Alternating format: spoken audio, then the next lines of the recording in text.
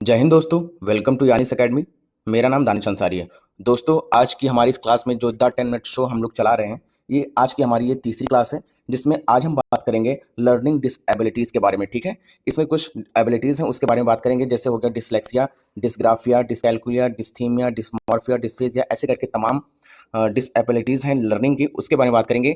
और ये हमारी द 10 मिनट शो की आज हमारी तीसरी क्लास है। जो बच्चे नहीं जानते हैं उनको मैं बता दूं कि द 10 मिनट शो में हम एक टॉपिक लेते हैं और उसको 10 मिनट में ख़त्म करते हैं। उससे रिलेटेड जितने भी होते हैं उसके थ्योरी को जानते हैं, उसके बाद उसके पीवाईक्यू को हम सॉल्व करते हैं। और आप यकीन मानिए कि एक द 10 मिनट शो से आपका कम से कम 2 से 3 नंबर का क्वेश्चन यहाँ से आपको आपके एग्जाम हॉल में देखने को मिल सकता है। ठीक है, तो इसी उम्मीद के साथ हमने इस सीरीज को शुरू किया है।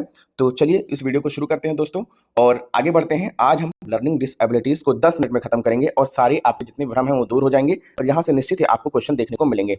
चलिए आगे बढ़ते हैं। सबसे पहले मैं आपको बता दूं कि देखिए लर्निंग डिसएबिलिटीज होता क्या है, यानी इसको हिंदी में अधिगम अक्षमता कहते हैं। ठीक है, इसके बारे में बता दूं आपको, सीखने की क्षमता या योग्यता में कमी को अधिगम अक्षमता कहते हैं। यानी अगर किसी चीज को आप सीख रहे हैं तो इसमें जो कठिनाई हो रही है सीखने में, उसी कठिनाई को हम अधिगम अक्षमता के नाम से या फिर लर्निंग डिसएबिलिटीज के नाम से जानते हैं। ठीक, कुछ एबिलिटीज हैं, डिसएबिलिटीज हैं, उसके बारे में बात कर लें। यानी अब हम बात करेंगे यहाँ से कि हमारे जो टाइप्स ऑफ डिसएबिलिटीज हैं वो क्या हैं।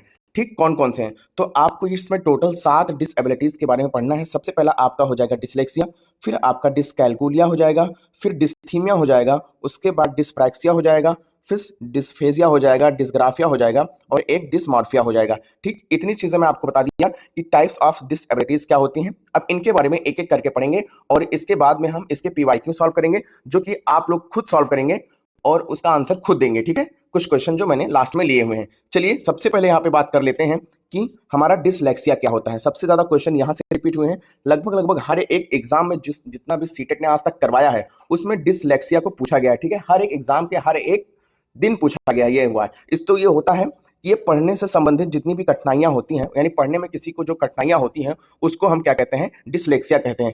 ठीक है, जैसे कि कोई बच्चा जैसे वॉज लिखा है, ठीक, तो इसको सा पढ़ देता है। ठीक है, जैसे न्यूक्लियर लिखा हुआ है तो इसको ये अनक्लियर पढ़ देता है, यानी वो अच्छे से पढ़ नहीं पाता है। ठीक, चीजों को जान नहीं पाता है। पढ़ने से संबंधित कठिनाई को डिसलेक्सिया कहते हैं। इतनी चीजें उम्मीद करता हूँ समझ में आ गया होगा। अभी क्वेश्चन जब मैं करवाऊंगा तो वहां ये और अच्छे से क्लियर हो पाएगा।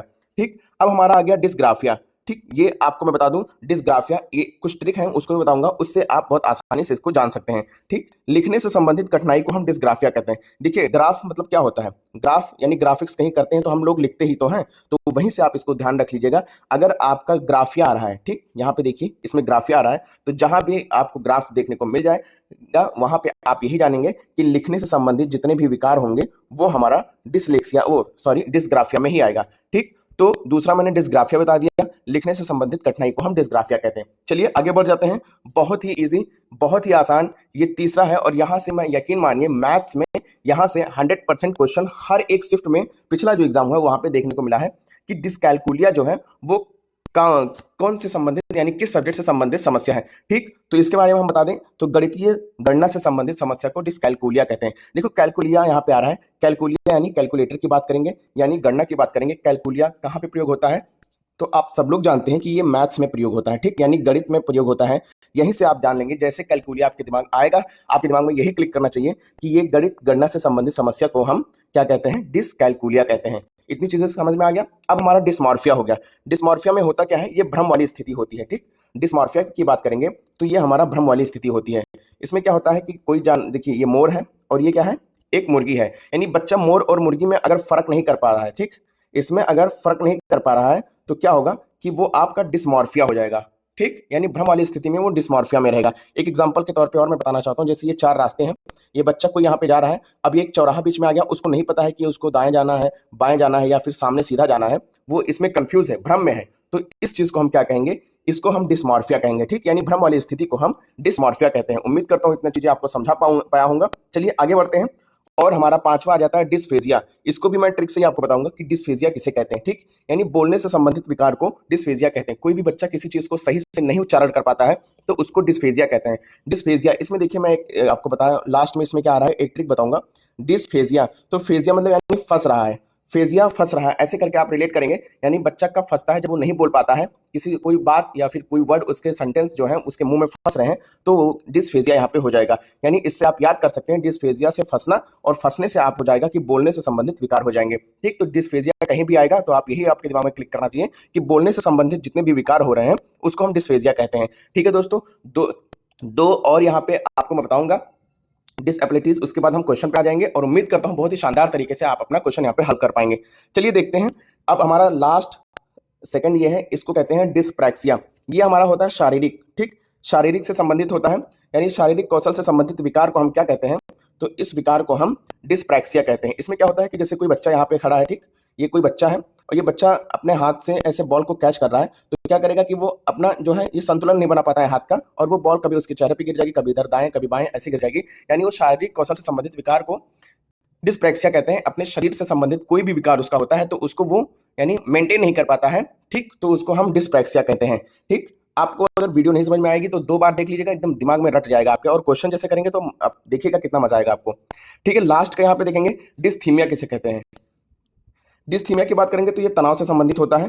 तनाव से संबंधित यानी आप अगर किसी स्ट्रेस में हैं, ठीक, तो उसको हम डिस्थीमिया के अंदर रखते हैं। चलिए दोस्तों, यहाँ पे हमारे जितने भी डिसएबिलिटीज थे वो खत्म हो गए। अब हम बात करेंगे इंपॉर्टेंट क्वेश्चन के। ये देखिए प्रीवियस ईयर क्वेश्चन में यानी यूपी टेट में भी पूछा गया, सीटेट में, DSSD में भी पूछा गया है। ठीक, आपके सामने क्वेश्चन है, इसको नोट डाउन करिएगा, पढ़िएगा और फिर इसका आंसर देने का आप लोग प्रयास करिएगा।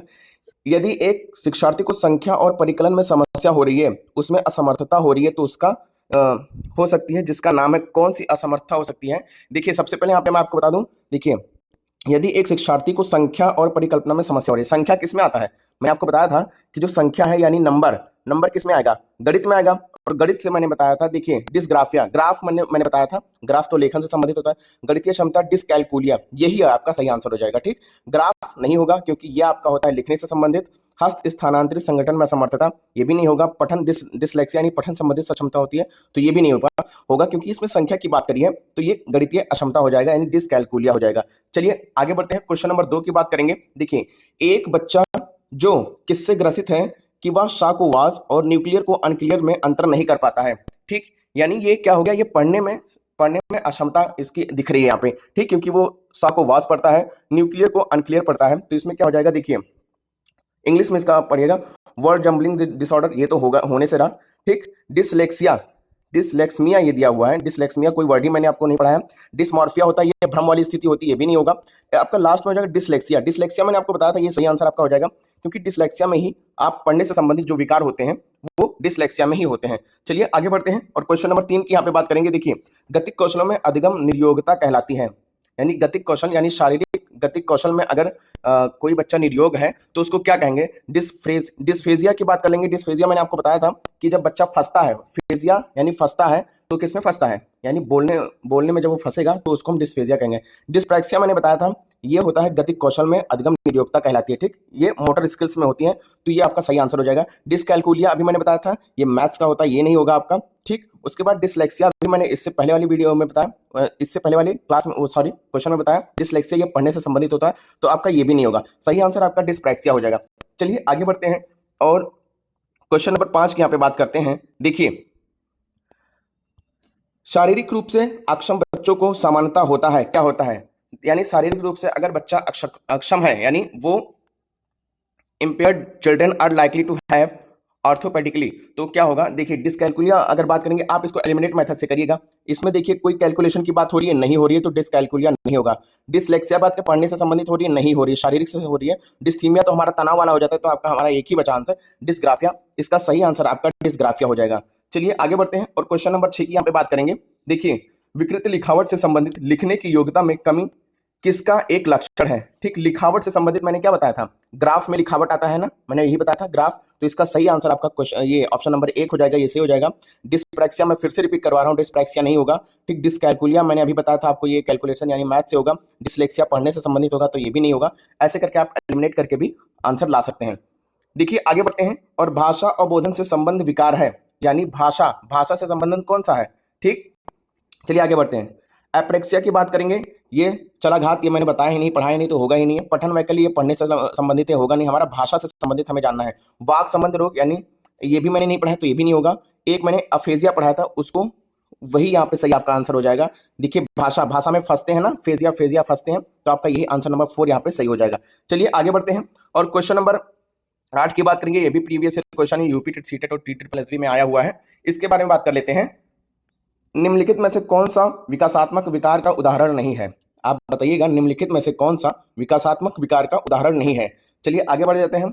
आत्मविवाह ऑटिज्म, ऑटिज्म होता है जो बच्चा खुद में स्वलीन होता है, उसको ऑटिज्म कहते हैं, तो ये तो होगा नहीं क्योंकि विकासात्मक विकार यहाँ पे हमें ढूंढना है। ठीक, एक होता है सेरिब्रल प्लेसी, ये भी नहीं होगा, ठीक है, ये भी आपका नहीं होगा। एक होता है न्यून अवधान सक्रिय विकार यानी ADHD होता है ये। इसका आप एक चीज मैं बताऊंगा कि जो ये चौथा नंबर ऑप्शन है इसको मैं हाईलाइट कर रहा हूं। इसका जब आपसे क्वेश्चन बहुत बार पूछा है कि ADHD का फुल फॉर्म बताइए, तो ADHD का ये attention deficient hyper activity disorder हो जाएगा। ठीक है, इसको आप नोट डाउन कर लीजिएगा।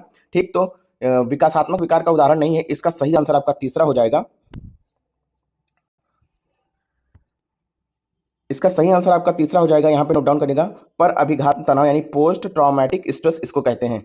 ठीक है दोस्तों, उम्मीद करता हूँ ये वीडियो पसंद आई होगी। द 10 मिनट शो में ये आज हमारी तीसरी क्लास थी। इससे पहले और भी क्लास हैं जिसकी प्लेलिस्ट बनी है, वहां जाके आप देख सकते हैं। और यकीन मानिए इस 10-10 मिनट की क्लास में बहुत ही अच्छा आप स्कोर कर पाएंगे। हर एक वीडियो से आपको 2 से 3 क्वेश्चन जरूर मिलेंगे। अगर मैं मानता हूँ 2 ही क्वेश्चन मिलते हैं और अगर 25 क्लास मैंने ले लिया तो 50 नंबर के आपके यहाँ पे बहुत ही अच्छे से तैयारी मैं ऐसे ही करवा दूंगा। बहुत सारे प्लान है आपके सीटेट के लिए। सीटेट की अगर तैयारी करें तो आप हमारे इस चैनल को लाइक करिए, शेयर करिए और सब्सक्राइब कर लीजिए क्योंकि और भी वीडियोस ऐसे आने वाली हैं। चलिए दोस्तों, उम्मीद करता हूँ वीडियो पसंद आई होगी और आपको किस प्रकार की और वीडियोस चाहिए सीटेट पे वो आप कमेंट बॉक्स में जरूर बताइएगा। ठीक है, उसको हम आपको प्रोवाइड करवाएंगे। और चलिए मिलते हैं अगली क्लास में, तब तक के लिए जय हिंद।